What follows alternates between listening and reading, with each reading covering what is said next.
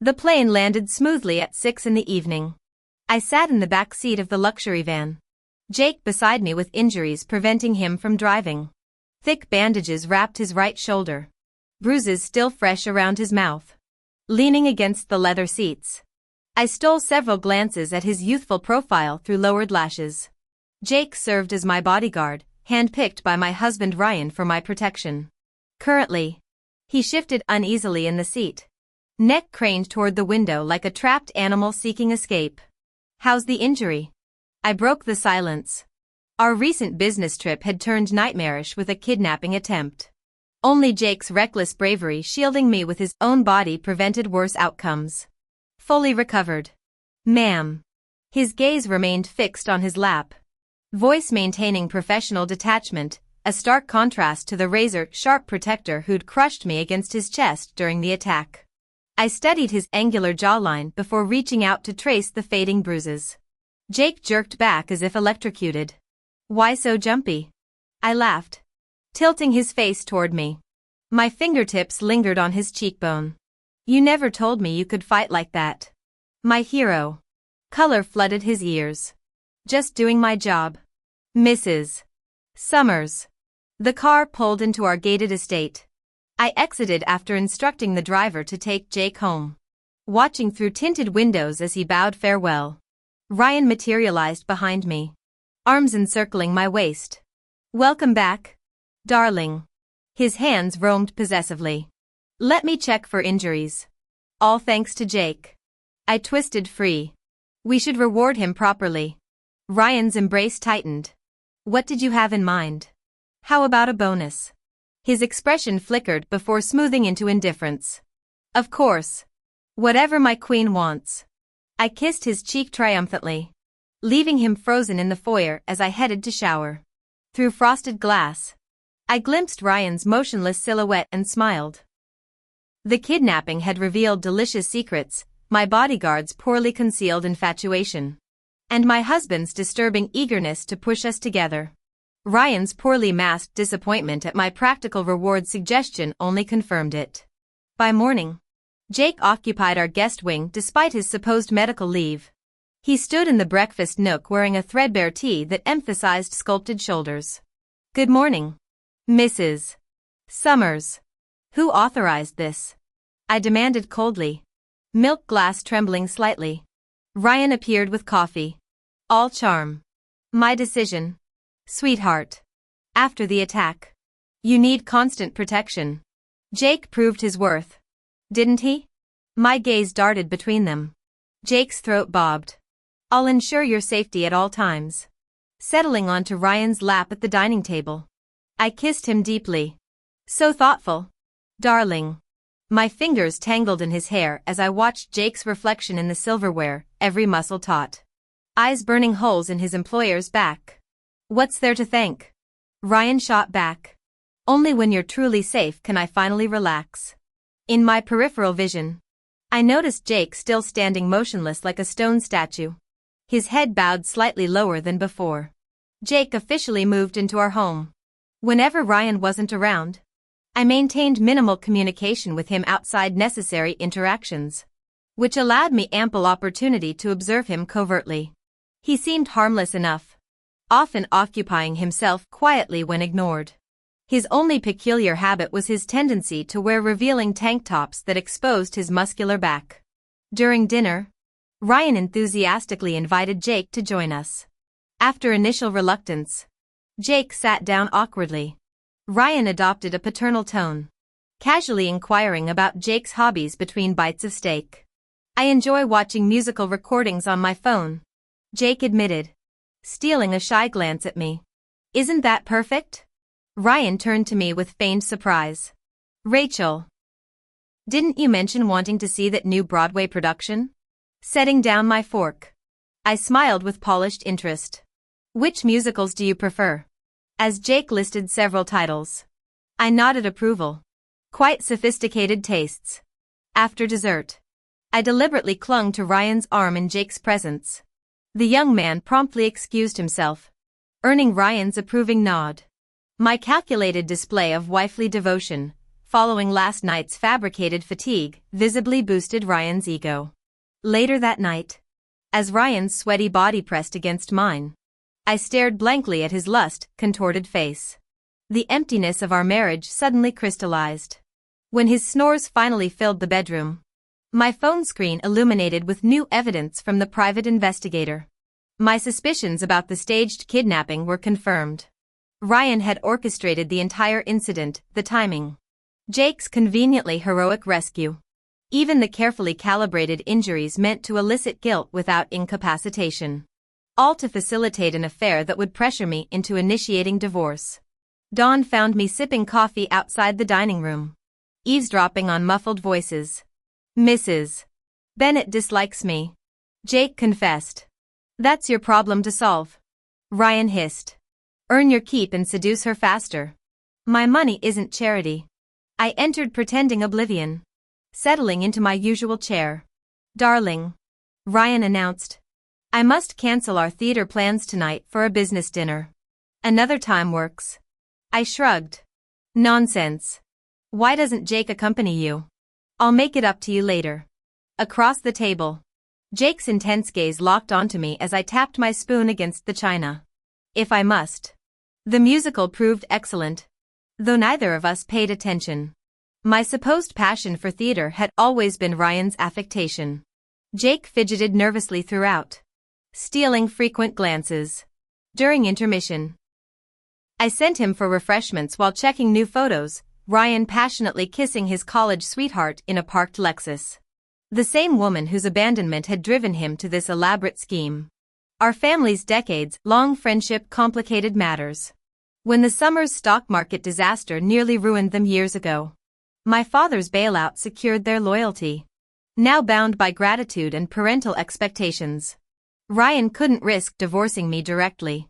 Hence this sordid plot to manipulate me into filing first, preserving his reputation while reuniting with his precious first love. Chapter 4. What a brilliant scheme. Jake returned with bottled water. The night air carried a chill, and he instinctively shrugged off his suit jacket to drape it over my shoulders. I took Jake's hand and pulled him into an embrace. He stiffened immediately, murmuring Rachel so quietly it barely carried. Frozen in place. "Do you want me?" I asked. He nodded with visible difficulty. "What does nodding mean?" His Adam's apple bobbed. "Why, yes." I tilted his chin down to meet my gaze. His eyes darted nervously before finally settling on my forehead, avoiding direct contact. "Kiss me," I commanded. "Kiss me, and I'll let you sleep with me." As cold mist transitioned to drizzle, Jake moistened his parched lips and pressed the ghost of a kiss to my forehead, tentative as a stray pup seeking shelter. I'd been deceived by his docile exterior. Beneath that golden retriever demeanor lurked a feral intensity, all untamed hunger and primal urgency. Yet against all logic, it felt exhilarating, racing against Jake's relentless rhythm. I gasped through clenched teeth, "Do you want me?" "Yes." "God. Yes." He growled, abandoning formalities to claim my mouth with bruising kisses. We embraced the affair openly. The next morning, Jake escorted me home where Ryan awaited, delaying his corporate duties. "You never came back last night," he accused, rising from the sofa as we entered. "Got caught in the rain." "Found a hotel," I replied at the foyer. Jake knelt to remove my heels, accepting the returned suit jacket without ceremony. Ryan's gaze volleyed between us before forcing a smile. "You should have called, babe." I worried sick. Worried? More likely tangled in bedsheets with his precious ex. When he moved to embrace me, I sidestepped into the hallway. "I'm exhausted." "Don't you have meetings?" The men's confrontation unfolded without my intervention, Jake's competence never in doubt. By afternoon, the sly bastard escalated his campaign, parading shirtless through the house and accidentally flashing damp abs after showers. The air grew thick with testosterone. Impossible to resist. Ryan returned precisely as Jake emerged from my bedroom, robe hanging open to reveal glistening pectorals, steam still rising from his skin. "Good evening, sir." Jake nodded courteously, maneuvering past Ryan toward his downstairs quarters. Stop. Ryan's roar shook the chandelier. Jake turned. The picture of deference. Ryan's scrutiny raked over him before spitting out. You're fired. Get out. But Mrs. I said leave. Ryan's fist collided with Jake's jaw before I could intervene. Enough. I rushed to cradle Jake's face. Thumb brushing the split lip. You'll ruin his perfect features. I chided. Glaring at Ryan. The real damage had already been done, to his fragile ego. Does it hurt? I asked him. Jake Collins shook his head silently. You're protecting him? Ryan Summers demanded incredulously. Ignoring Ryan, I cupped Jake's face and kissed him. Go hit him back. As a professional mixed martial artist trained in kickboxing, Jake easily overpowered Ryan. Before Jake could even break a sweat, Ryan already lay sprawled on the floor with bruises blossoming around his eye. When Ryan tried getting up for another round, my words froze him mid-motion. Ryan, let's get divorced. He stiffened, turning to stare at me with shocked eyes. What did you say? I said let's divorce. My voice remained steady. Instead of the triumphant reaction I'd anticipated, Ryan's face darkened like storm clouds. Rachel. Take that back. I'll pretend I never heard it. Why would I retract my true feelings? Sweetheart. If I've upset you, tell me how to fix it. Don't punish me like this. His strained smile begged me to admit this was temporary anger. I'm completely serious about divorcing you. But why? Ryan's voice cracked. Because I don't love you anymore. My gaze drifted to Jake, who watched me with sparkling eyes. I found fresher, more exciting company. Ryan lunged at me like a scalded cat, dragging me toward the bedroom. Baby, I can be better. Just give me. His plea died as Jake slammed him against the wall. You're boring, I said, crouching to pat Ryan's cheek. And old. We've been married 6 years. Ryan. The spark died ages ago for both of us. Let's end this before we start hating each other. As I turned to leave with Jake, Ryan shouted hoarsely. You think he actually cares? I paid him to seduce you.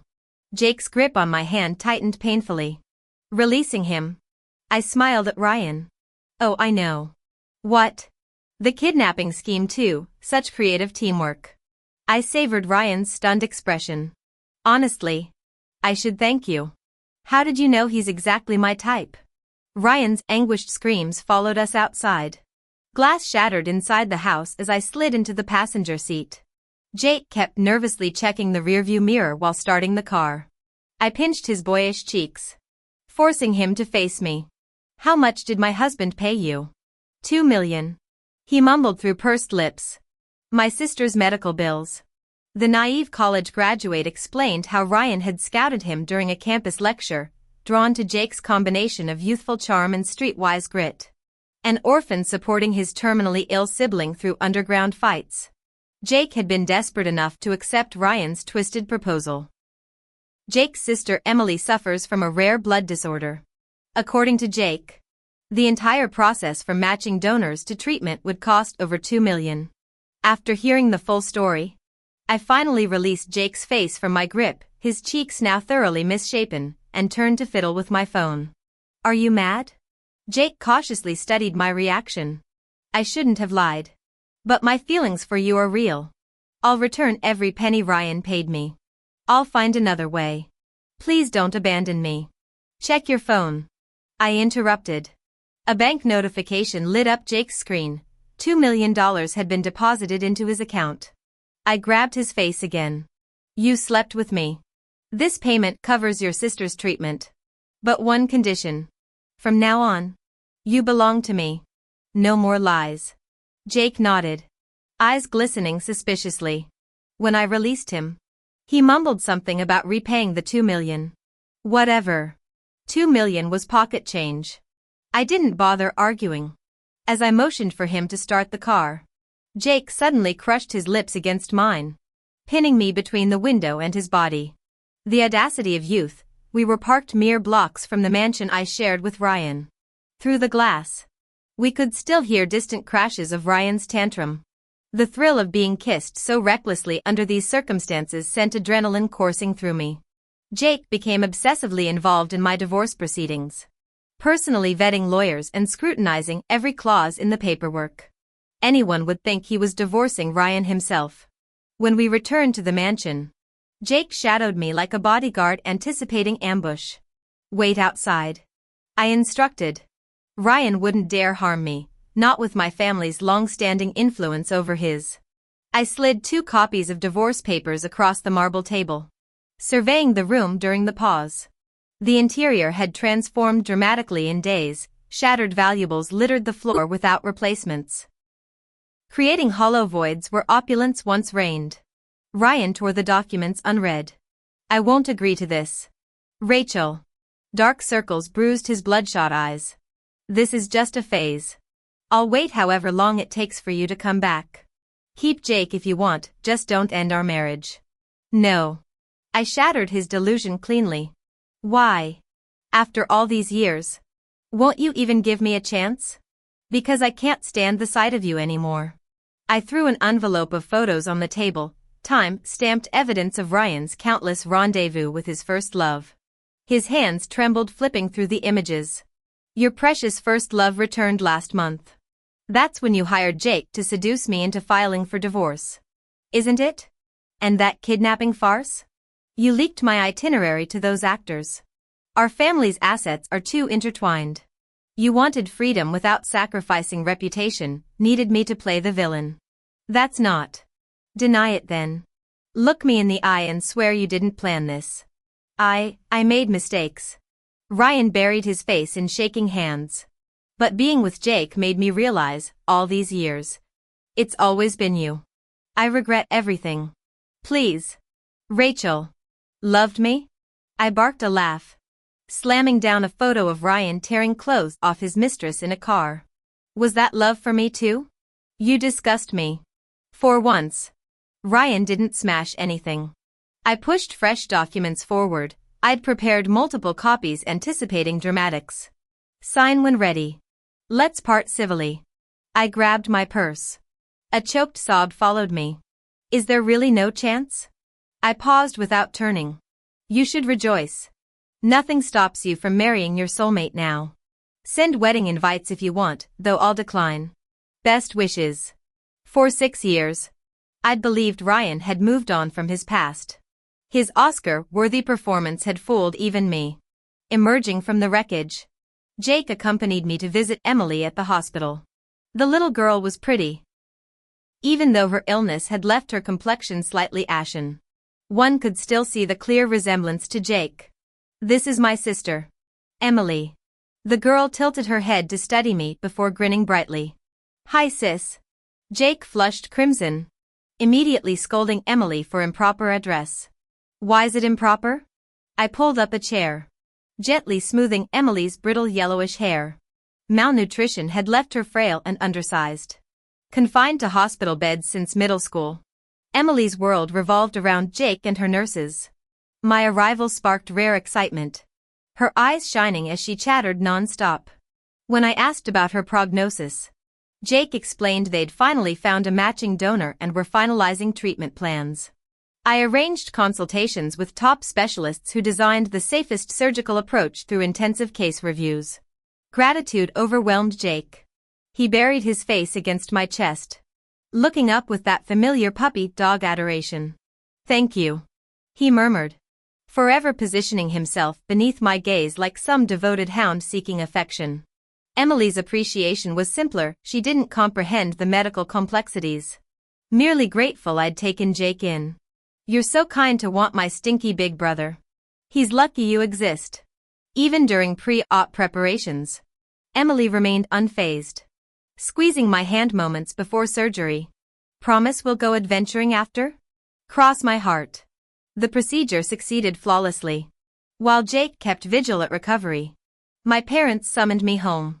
Both families crowded the parlor. Before I could greet anyone, Ryan knelt dramatically at my feet. "Rachel, we know everything. Ryan's been foolish, but he's ended that affair. He'll devote himself to you completely now." My mother glared daggers while father gave an approving nod. I turned to the groveling figure. Signed the papers? Please, Rachel. I've cut ties with her. Let's start over. His performative remorse grated, even as his parents pleaded for reconciliation. My resolve held firm.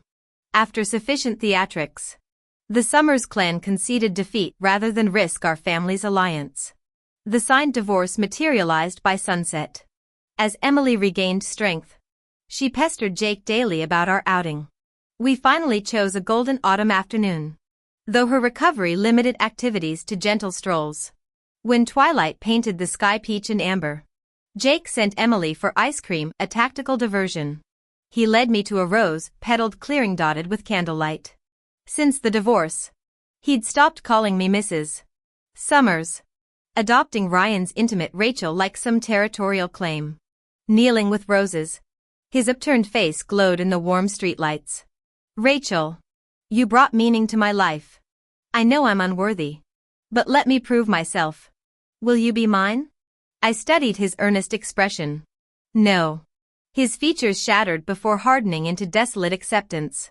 That worshipful gaze he'd always given me, as if I held his universe, now hollowed out. But why did I?